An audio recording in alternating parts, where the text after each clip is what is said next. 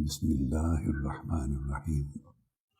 ہر دور میں، ہر زمانے میں کئی لوگوں سے ملاقات ہوتی ہے، مگر کتنوں سے پہچان ہوتی ہے۔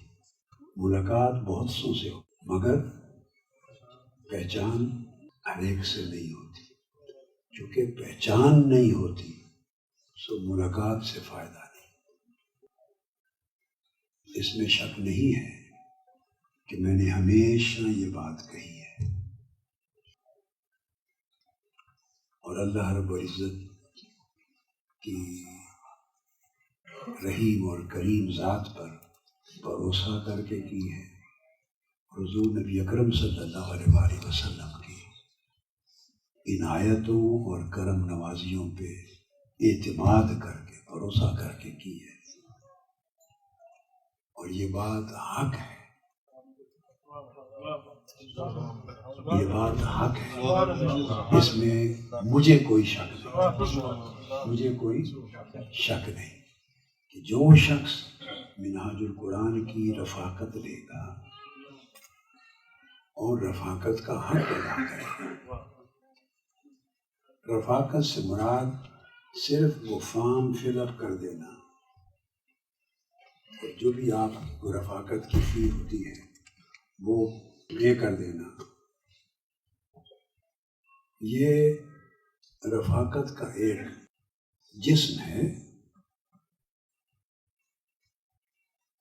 اور جسم انسان نہیں کہلاتا جب تک اس کے اندر روح نہ ہو۔ اگر روح نکل جائے اسی جسم سے، اور وہ آدمی آپ کے سامنے پڑا ہوتا ہے، آپ تھوڑی دیر پہلے سے نام لے کے بلاتے تھے، ٹھیک ہے؟ جو ہی اس جسم سے روح نکلتی ہے، وہی شخص چارپائی پہ آپ کے گھر میں پڑا ہوتا ہے، آپ کا باپ ہے، آپ کا بیٹا تھا، باپ تھا، بھائی تھا، دوست تھا، مگر کبھی سنا کہ روح نکلنے کے بعد کسی نے اس کو سامنے دیکھتے ہوئے بھی نام لے کے بلایا؟ کبھی کسی نے یہ تجربہ کیا؟ جی، وہ کہتے ہیں کہ یہ میت ہے۔ کیا کہتے ہیں؟ میت۔ یعنی جب روح نکل جاتی ہے تو اس کا نام بھی نہیں رہتا، کوئی اور عنوان مل جاتا۔ روح کے برقرار رہنے سے نام بھی جائز لگتا ہے اور پہچان بھی ہوتی۔ اس طرح رفاقت منہاج القرآن کی، یہ منہاج القرآن کی رفاقت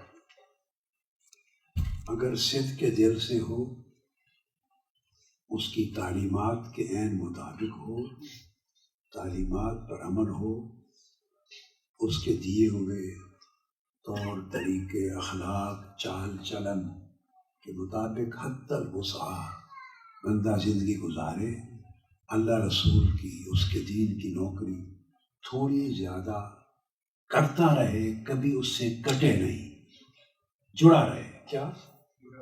جڑا رہے، کٹ آف نہ ہو، اور اسی سچائی کے ساتھ جڑے رہتے ہوئے اس کی موت آ جائے اور آپ دفن کریں، تو میرے دل کو یقین ہے کہ اسے پہلی رات ہی قبر میں منہاج القرآن کے رفیق ہونے کی سمجھ آ جائے، اس کا نفع ہو جائے گا۔ اس لیے کہ منہاج القرآن کیا ہے؟ یہ اس دور میں جب لوگ بھولنے کے عادی ہیں، اس دور میں جب لوگ بھول چکے ہیں، بھول رہے ہیں، بھولتے جا رہے ہیں اور بھولتے جائیں گے، تو بھولنے کے دور میں منہاج القرآن کسی کی یاد دلاتا ہے اور اس کی یاد کے ساتھ جوڑے رکھتا ہے، اس کی یاد کے ساتھ جوڑے رکھتا ہے۔ شرط یہ ہے کہ منہاج القرآن کو اپنائے اور منہاج القرآن سے جڑا رہے. اور منہاج القرآن سے جڑے رہنے کا معنی صرف یہ نہیں کہ مجھ سے محبت اور عقیدت رکھے، یہ میرے ہاتھ چوم لے، مجھے عقیدت محبت کے القابات سے پکار لے، اس سے مقصود پورا نہیں ہوتا. جڑے رہنے کا مطلب یہ ہے کہ جو کچھ میں نے منہاج القرآن کی شکل میں آپ کے سامنے ایک پلیٹ میں، ایک تھال میں، ایک دسترخوان پہ رکھا ہے، اس میں سے کھائے. اگر میں نے آپ کو ایک دسترخوان بنا کے دے دیا ہے، اس دسترخوان کا نام رکھا ہے منہاج القرآن انٹرنیشنل. اگر آپ اس میں سے کھائیں ہی نہ کچھ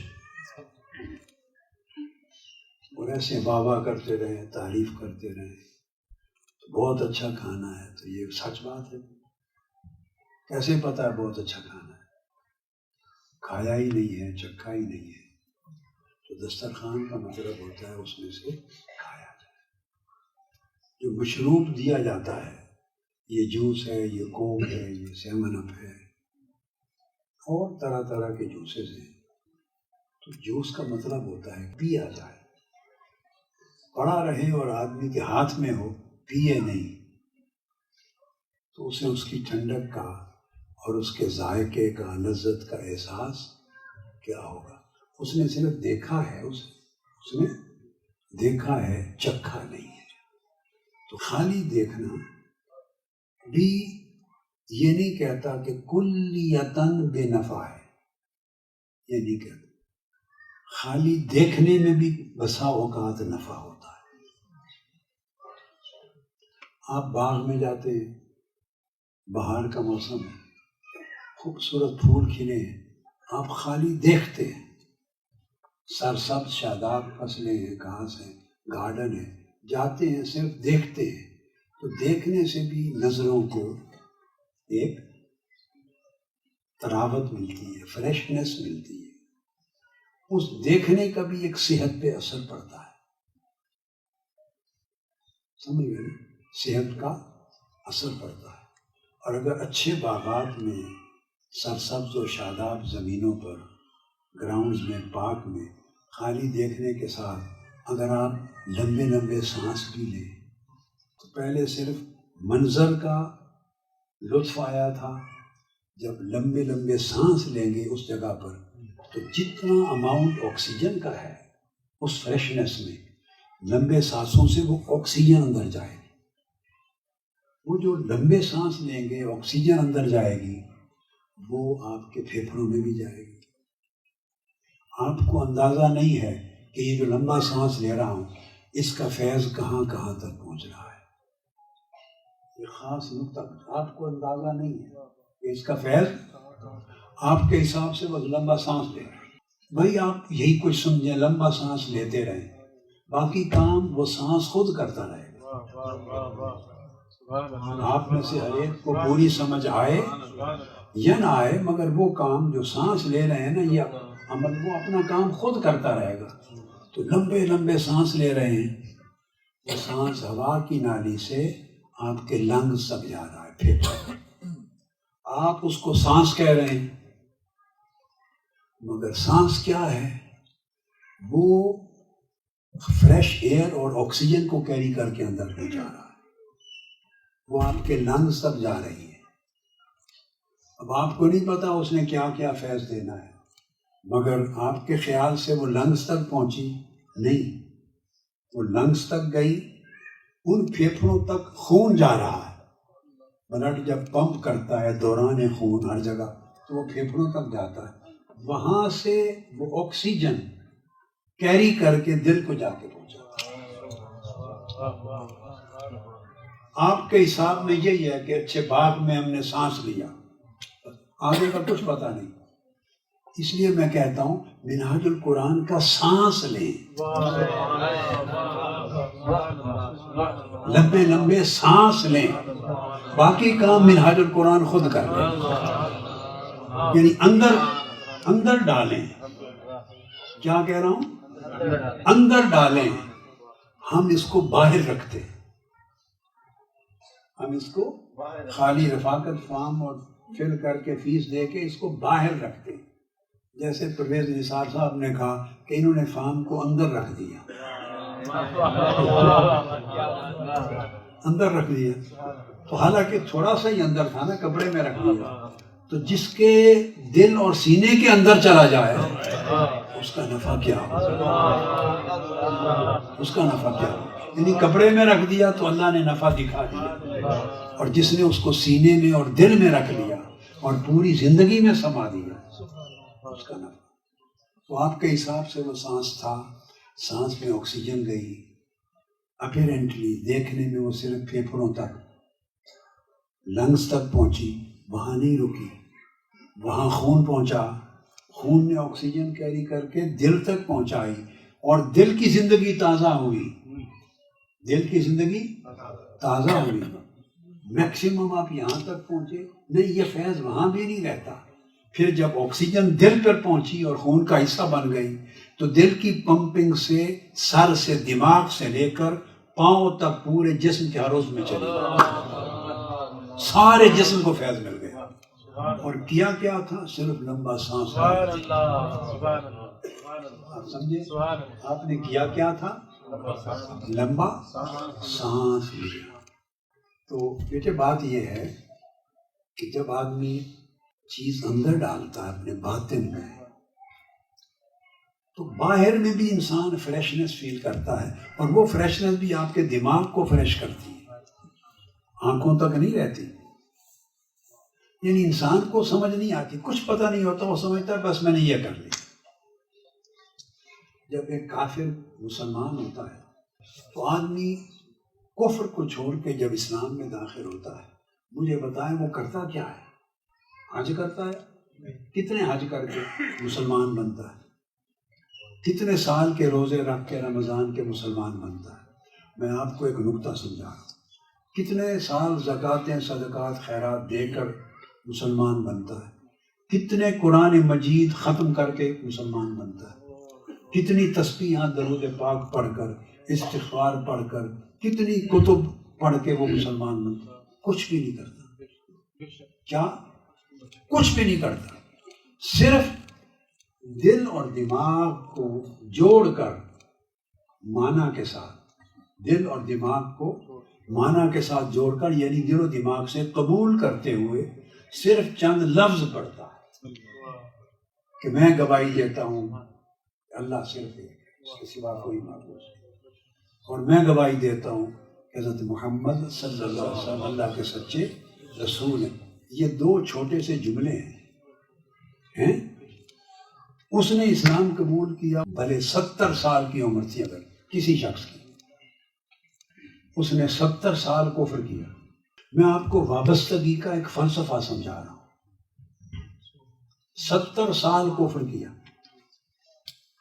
اور مشرک تھا تو بت پرستی کی شرک کیا، اور چونکہ کافر و مشرک تھا تو حلال و حرام نہیں تھا تو 70 سال شراب بھی پی، 70 سال حرام کاری کی، پوری زندگی کفر شرک اور حرام میں گزاری. دیکھو پہاڑوں کی طرح اس کے پاس کفر اور اسم و عدوان گناہ ہے، پہاڑوں کی طرح. اس نے کیا کیا؟ اس کا دل آمادہ ہوا اور سچے دل سے مانتے ہوئے اس نے 2 جملے بول دیے کہ میں گواہی دیتا ہوں کہ اللہ کے سوا کوئی معبود نہیں، اور میں گواہی دیتا ہوں یا دیتی ہوں کہ حضرت محمد صلی اللہ علیہ وسلم اللہ کے سچے رسول ہیں. بس ان 2 جملوں نے اس کے 70 سالہ کفر اور گناہوں پر پانی پھیرا یا نہیں؟ بولیے. اور اب 2 جملے بولنے کے بعد آج وہ شخص یا وہ خاتون ایسے ہے کہ ابھی ماں کے پیٹ سے پیدا ہوا، اس کے کھاتے میں کوئی گناہ نہیں رہا. اگر اسی لمحے اس کی روح پرواز کر جائے، ڈیتھ ہو جائے، تو سیدھی اعلیٰ علیین میں جنت. اور ہم تو بیلنس لیے پھرتے ہیں. ہمارے ایک ترازو میں نیکیاں بھی ہیں، ایک ترازو میں گناہ بھی ہیں، نمازیں بھی ہیں، فسق و فجور بھی ہے. اللہ رسول کی تسبیحات بھی ہیں، گالی گلوچ اور غیبتیں بھی ہیں، ہم تو تول لیے پھرتے ہیں، پتہ نہیں کیا ہوگا۔ مسلمان پیدا ہوئے تھے اور 40 سال 60 سال 70 سال مسلمانی میں گزارے، سٹل ابھی تول میں ہے، پتہ نہیں کیا ہوگا۔ ہماری حالت یہ ہے۔ اور جس نے سچے دل سے وہ 2 کلمے کمٹمنٹ کے پڑھ لیے، شہادت دے دی، اس کے 70 سال کے سارے گناہ معاف، وہ سیدھا جنت ہے۔ بیٹے یہ جو انسان کمٹ کرتا ہے اور سچے دل سے اقرار کرتا ہے اور ایک تعلق میں جڑتا ہے اور دل و جان سے اللہ رسول کے تعلق کو، دین کے تعلق کو، خدمت کو قبول کرتا ہے اور پھر جڑ جاتا ہے، تو وہ صرف قلم سے اس نے لکھا تھا، قلم سے رفاقت فارم فل کیا تھا، یا زبان سے اس نے کلمہ پڑھا تھا، یا زبان سے اس نے دل و جان کے اقرار کے ساتھ گواہی دی تھی، تو اس نے اگر لمبا سانس لے لیا اور وہ ساری روحانی فیض کی آکسیجن وہ کھینچ کر اندر لے گیا اپنے لنگز میں، اور وہاں سے بلڈ میں چلی گئی، وہاں سے ہارٹ میں چلی گئی، وہاں سے برین سے لے کر پاؤں تک پورے جسم میں پھیل گئی، تو سارے تن اور من میں نور پھیل گیا۔ پھر جب وہ اس پر عمل کرتا ہے زندگی میں، جتنا عمل کر سکے۔ غزوہ خیبر کا موقع ہے، 2 مختلف مواقع پر ایسا واقعہ پیش آیا۔ ایک یہودی تھا، وہ بکریاں چرا رہا تھا اپنے مالک، بکریوں کا مالک نہیں تھا، اس کے جاب پر تھا، تو بکریاں چرا رہا تھا۔ تو وہ دیکھتا رہا کہ یہ اللہ کے رسول ہیں، اور یہ اس کے سپاہی ہیں، صحابی ہیں، یہ گردنیں کٹواتے ہیں، ان کے کہنے پر جان دیتے ہیں، قربانیاں دیتے ہیں، جو حکم دیتے ہیں سب سر میں گم ہو جاتے ہیں، تعمیر کرتے ہیں۔ دیکھتا رہا، اس نے پوچھا کہ آپ جو تعلیم دیتے ہیں کیا مجھے اجازت ہے کہ میں بھی وہ قبول کر لوں؟ فرمایا قبول کر لوں۔ تو اس نے پوچھا کیا کروں؟ آپ نے فرمایا یہ 2 لفظ بول دو، یہ 2 جملے بول دو، دل و جان کے اقرار و تصدیق کے ساتھ، یہ 2 جملے بول دو۔ اس نے 2 جملے بول دیے، اور پھر اس نے کہا میں آپ کے ساتھ شریک ہوتا ہوں۔ اب یہ بات سمجھیں، رفاقت کا ایک مفہوم سمجھا رہا ہوں، آقا علیہ الصلوۃ والسلام کی سنت طیبہ اور سیرت مبارکہ سے۔ آپ نے فرمایا نہیں، یہ 2 جملے بول لیے، اب تو میرے ہو گئے، اب میرے ہو گئے تو تمہیں امانت دی گئی تھی ان بکریوں کی، اب میرے ہو کر امانت میں خیانت نہیں کر سکتے۔ اب تم نے اگر جنگ شروع کر دی تو بکریوں کا کیا بنے گا؟ تم اپنے مالک سے لے کے آئے تھے، مالک کو واپس پہنچاؤ، اب امانت ادا کرو۔ ان 2 جملوں کے پڑھنے کا یہ معنی ہے۔ اس نے کہا یا رسول اللہ، اگر میں ان کو مالک کو پہنچانے چلا گیا تو میں تو اس کا غلام ہوں، وہ مجھے پکڑ لے گا، واپس ہی نہیں جانے دے گا۔ تو آپ نے کیا کیا کہ میں تیری مدد کر دیتا ہوں۔ اس کو ایک پتھر اٹھا دیا اور ساری بکریوں کے سامنے کہا کہ جدھر تمہارے مالک کا گھر ہے زور سے پتھر پھینک دو۔ بس پتھر کا رخ دے کر بکریاں ساری چلی جائیں، ساری بکریاں مالک کے گھر پہنچ گئی۔ اس نے کہا تم نے امانت ادا کر دی، اب آؤ لڑو۔ اب اس نے بیٹے نہ غسل کیا ہے، نہ وضو کیا ہے، نہ نماز سیکھی ہے، نہ روزہ ادا کیا ہے، نہ کوئی دین کی تعلیم، نہ الف نہ بے۔ وہ جنگ لڑا اور جنگ لڑتے ہی شہید ہو، کوئی اور عمل نہیں کیا۔ آقا علیہ السلام نے فرمایا جس کو جنتی دیکھنا ہو اسے دیکھو۔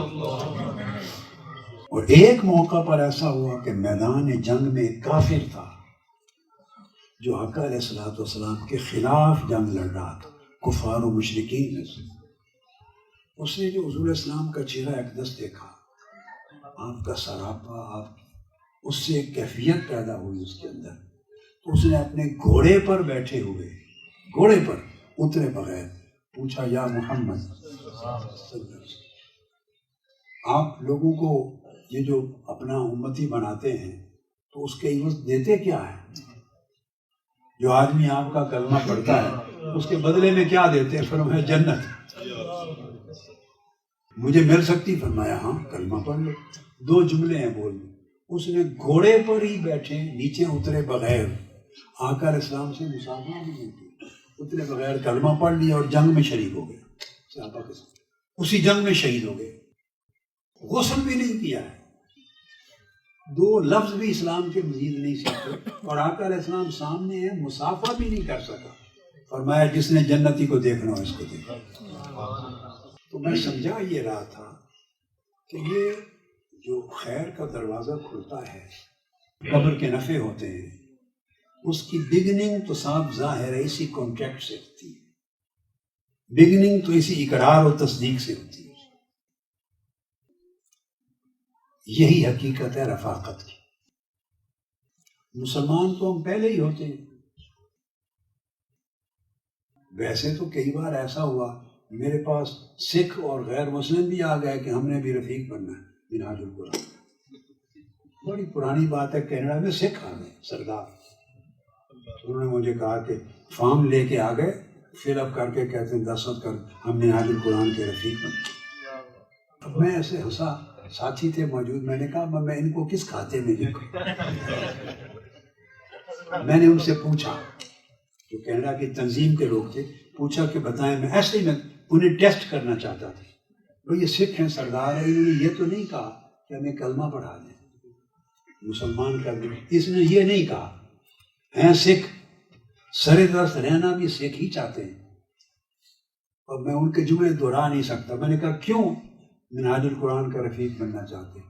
انہوں نے پھر میری طرف کو اشارہ کیا، بس جو ان کے دل میں اللہ نے ڈالا، کہتے ہیں اس وجہ سے ہم آپ کے رفاقت میں آنا چاہتے ہیں۔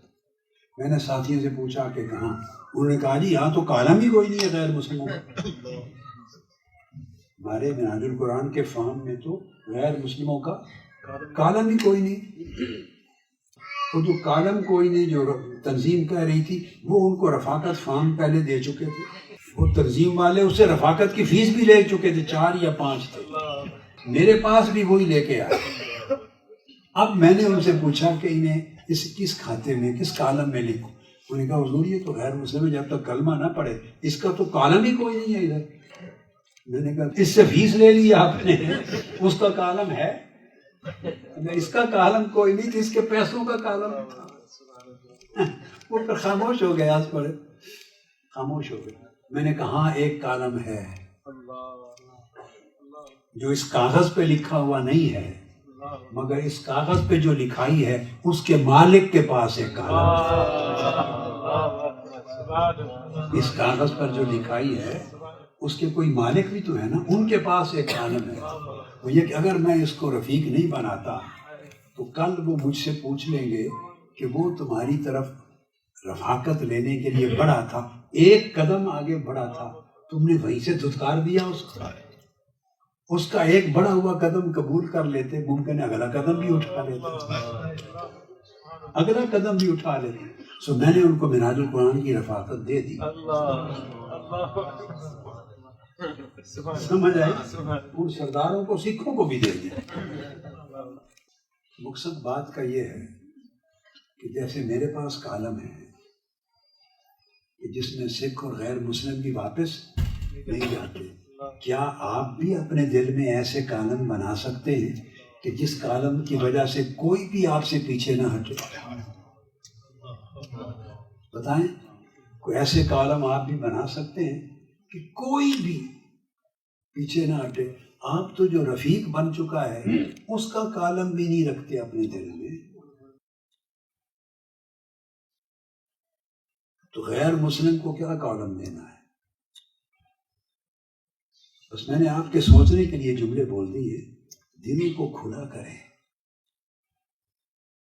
اور یہ بات سمجھیں کہ یہ رفاقت ایک نعمت ہے، ایک قدم ہے اللہ کی طرف، اللہ کے رسول کی طرف ایک قدم بڑھانا، ایک کمٹمنٹ لینا ہے.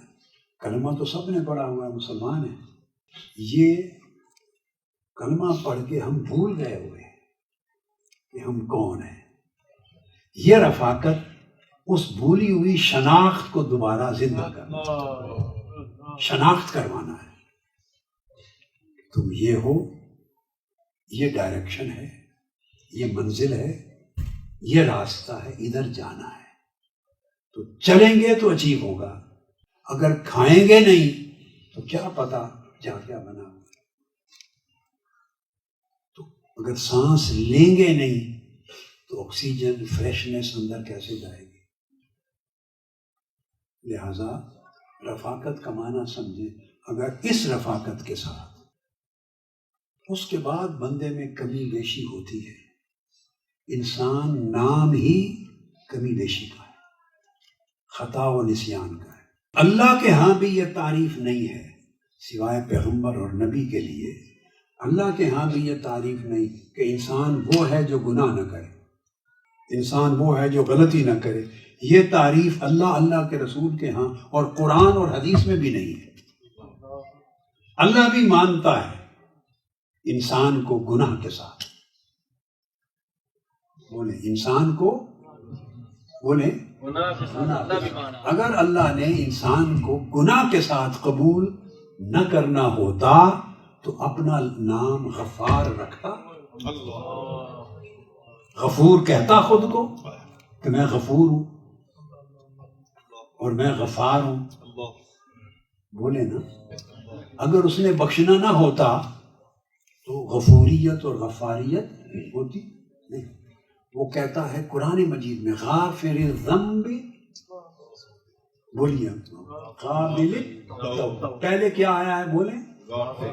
پہلے آیا غافر الذنب اور قابل التوب اس کے بعد آیا ہے.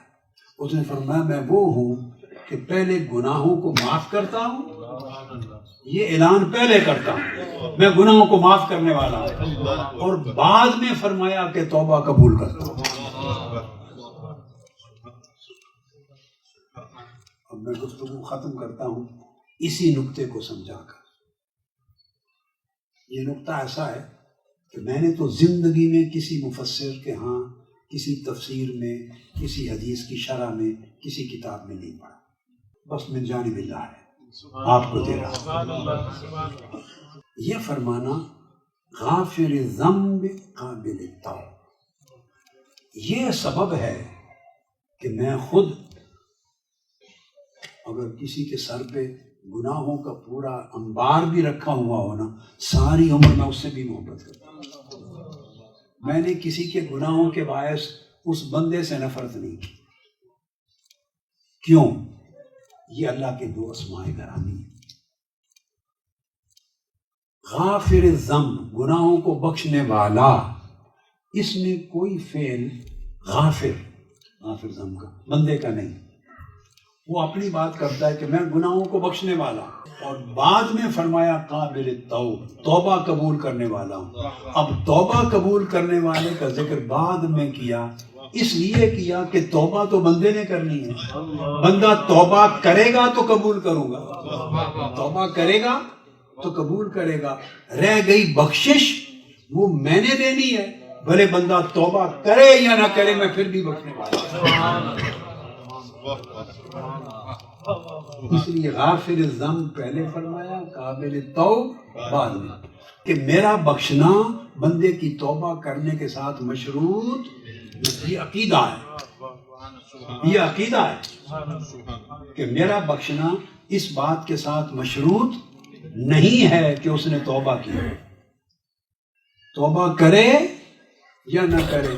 اگر میں اس کی توبہ پر اپنی بخشش کا انحصار کر دوں تو میں تو رب نہ ہوا. پہلے فرمایا غافر الذنب، میں گناہوں کو معاف کرنے والا ہوں. خوشخبری پہلے سناتا ہے.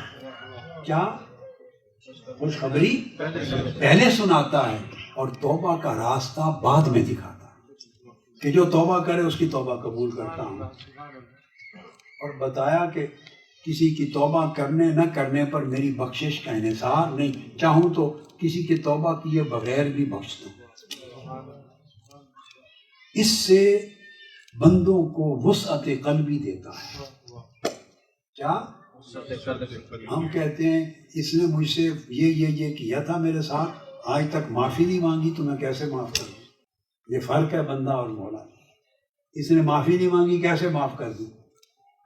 رب کہتا ہے معافی مانگے یا نہ مانگے میرا کام معاف کر دینا ہے. اب بخشش کر دی، معافی مانگے گا تو اس کو توبہ قبول کروں گا تو اضافی سونے پر سہاگا ہو جائے گا. یہ راستہ ہے.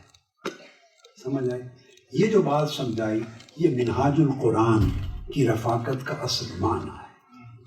یہ اس کی روح ہے، اسپرٹ ہے. اس اسپرٹ کے ساتھ جئیں اور اسی اسپرٹ پر مریں، اسی روح کو پھیلائیں، یہی روح سمجھائیں. یہ آپ کی دی ہوئی تعلیم جو آپ کہیں گے اور جو باقی جگہوں سے لوگ سنتے ہیں اس میں فرق نظر آ جائے. آئے گا کہ نہیں؟ بولیے. فرق نظر آئے گا نا جی. اس میں اگر کہیں تنگی ہے تو آپ کی تعلیم میں وسعت نظر آئے گی. آپ وسیع القلب بنیں، اعلیٰ اخلاق رکھیں، محبت کریں، خوش اخلاق بنیں، ہر ایک سے محبت کریں، انسانیت سے. ایک شخص تھا بنی اسرائیل میں، رسول صلی اللہ علیہ وسلم نے فرمایا کوئی نیک عمل، عبادت، کوئی چیز بخشش کا وسیلہ اس کے پاس نہیں تھی، کوئی راستہ نہیں تھا. وہ اسی حال میں مر گیا. اللہ رب العزت نے اس کو بخش دیا. یہ بخاری شریف اور مسلم شریف کی متفق علیہ حدیث. کوئی عمل نیک نہیں تھا، توبہ بھی نہیں کی. توبہ بھی تو نیک عمل ہوتا ہے اور توبہ گناہوں کو مٹا دیتی ہے. جس حال میں تھا اسی حال میں مر گیا. اللہ پاک نے اس کو بخش دیا. اب جب یہ واقعہ آقا علیہ الصلوۃ والسلام نے سنایا، صحابہ کرام کے ذہنوں میں سوال پیدا ہوا ہوگا. پوچھا نہیں انہوں نے، کیونکہ ان کے اعتقاد اور ایمان کا عالم یہ تھا کہ پوچھنے کی بھی ضرورت نہیں تھی، پوچھتے بھی نہیں تھے. یہ اعتقاد تھا. اعتقاد کہتے ہی اس میں ہے جس میں پوچھنا نہیں. کیا اعتقاد میں پوچھ گچھ نہیں ہوتی. انہوں نے نہیں پوچھا. آقا علیہ السلام نے خود بات کو آگے بڑھایا، فرمایا کہ بخش اس لیے دیا کہ جب دیکھا اس کے نامہ اعمال میں کوئی نیکی نہیں ہے. فرشتے بھی حیران ہو گئے، اس کو کیوں بخشا جا رہا؟ تو اللہ پاک نے فرشتوں کو بتایا کہ اس شخص کا ایک عمل تھا، یہ مالدار آدمی تھا، لوگوں کو قرض دیتا تھا. لوگ قرض کے لیے اس کے پاس آتے تھے تو وقت مقرر کر لیتے تھے کہ فلاں تاریخ کو یا فلاں مہینے میں قرض واپس کر دیں. یہ جب وہ مہینہ آتا تو اپنے بندے بھیجتا تھا قرض لینے کے لیے واپس، جس کو اگرائی کہتے ہیں.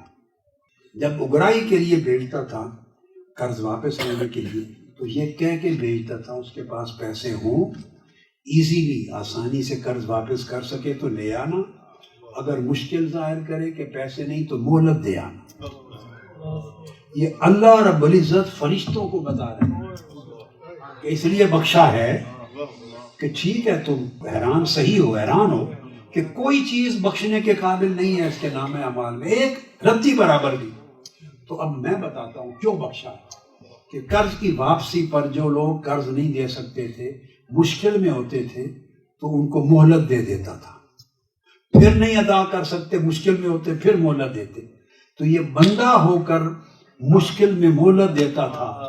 آج میرے پاس خود مشکل میں ہے، میں رب ہو کر اس کو مہلت نہ دوں، رب ہو کر اس کو نہ بخشوں. جاؤ جنت میں ڈال دو. صرف اسی عمل کے باعث کہ میرے بندوں کو مشکل میں مہلت دیتا تھا. بس میرے بندوں کو مشکل میں مہلت دیتا تھا، بس اسی باعث میں رب ہوں، بخشتا ہوں. تو یہ جو آپ کو سنائی ہے سمجھ لیں، پورے دین کا تصور جو میرے ہاں ہے وہ یہ ہے. اس پر میں نے منہاج القرآن کو قائم کیا. آپ خود بھی ایسا بنے، ایسا دکھائی دیں اور ایسا بنائیں آگے نسلوں کو. اللہ رب العزت اپنے فضل و کرم سے آپ کو، ہم سب کو نوازے، دنیا اور آخرت کی نعمتیں عطا کرے اور خیر و برکت عطا کرے، ہمیشہ ہر شر سے گناہ سے محفوظ و معمون رہے.